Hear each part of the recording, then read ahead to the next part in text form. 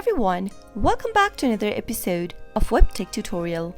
In today's video, I'm going to show you how to log out of MailChimp account on your iPhone. Keep watching the video till the end and don't forget to subscribe to our channel if you've not yet. Also, press the notification bell so that you'll never miss another upcoming update from us.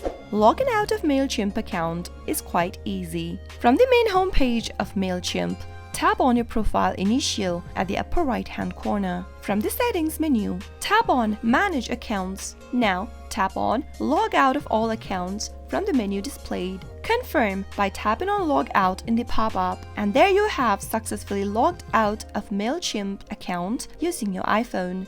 Pretty simple, isn't it? I hope the tutorial was helpful. If it was, go ahead and give us a thumbs up. I'll be back soon with more tutorial videos like this. Thanks for watching.